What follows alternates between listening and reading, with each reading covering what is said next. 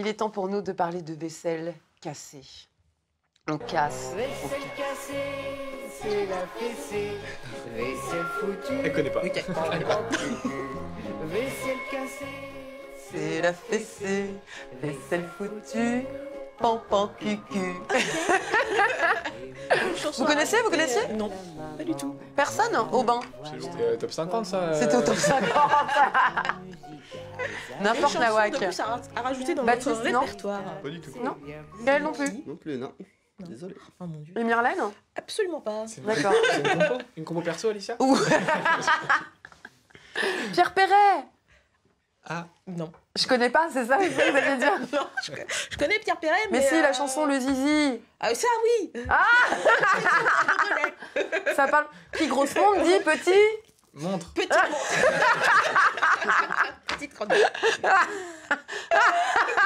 J'adore, ils montent bien, ça monte.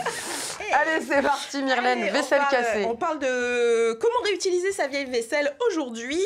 Oui, Alors, pas de il vaisselle arrive cassée. parfois qu'on ait envie de renouveau dans la maison parce qu'on a tendance à entasser un petit peu la vaisselle ou alors on a des sets à qui manquent des morceaux, etc. Du coup, moi, je vous propose plutôt que de les jeter ou de vous en débarrasser, ce sera de les détourner, de les customiser un petit peu pour leur donner une nouvelle jeunesse.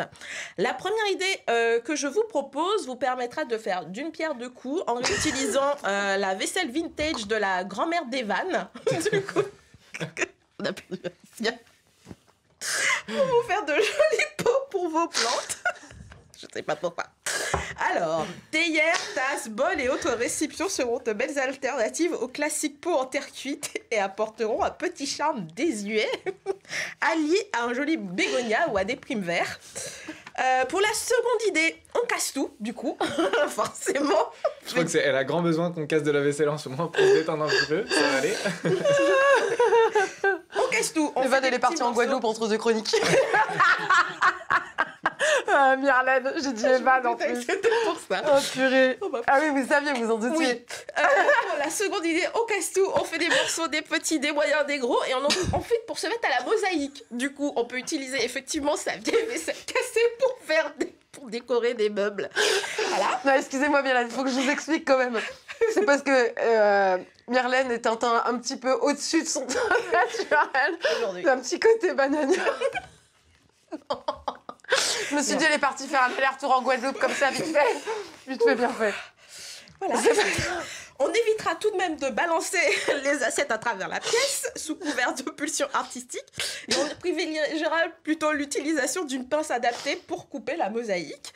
Pour relooker de la vieille vaisselle en verre, par exemple, vous pourrez également vous servir de bombes de peinture pour donner un côté plus moderne à un saladier ou à des verres.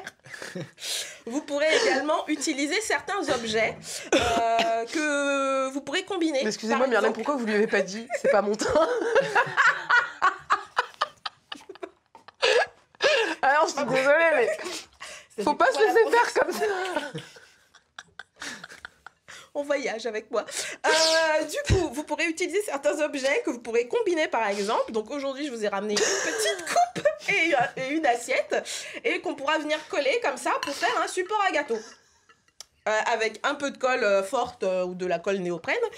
Ensuite, si vous souhaitez juste donner un peu plus de cachet à une vaisselle toute blanche, le Oh non, mais là c'est foutu. Là c'est fini.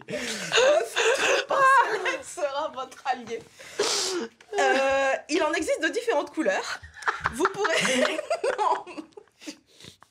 Vous pourrez réaliser des motifs qu'il faudra fixer j'ai une mal au fois ventre. terminé. D'ailleurs, la semaine dernière, en regardant la vidéo d'Evan qui était à la faïencerie de Pornic, j'ai eu l'idée de me fabriquer un bol breton. Au bain. Allez, 3, 4, on reprend, on respire, on se calme, ça va bien se passer. Non, mais il y a plein de bonnes choses là sur. En effet, je ne trouve jamais mon prénom. Forcément, je m'appelle Virlaine. Quand je vais chercher des bols C'est en vrai, on ne boutique. trouve pas votre prénom. Non, ben non, on ne trouvera pas mon prénom.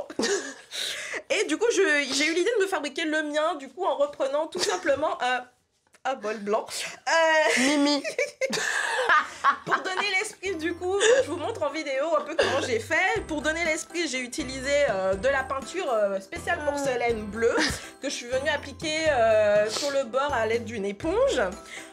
Pour intensifier la couleur entre deux couches, j'ai séché un petit peu et puis après je suis venue appliquer un calque que j'ai fabriqué avec un papier imprimé, que j'ai repassé au crayon au dos et que j'ai repassé au crayon dessus pour en faire en fait un petit modèle. C'est le sèche-cheveux qui va faire l'effet bavé un petit peu sur le dessus? Non, là c'est l'éponge. Ah oui, d'accord. C'est le fait d'appliquer à l'éponge. Viens au bain. Je vais me faire mon bol. Ouais, au bain, moi je galère aussi. Hein, Ah bah oui, oui, c'est vrai. Irrégulier et après on va venir repasser le nom avec un feutre porcelaine du coup. Et du coup, pour fixer tout ça, on va passer au four, mais avant, il faudra laisser sécher la peinture et le feutre pendant 24 heures.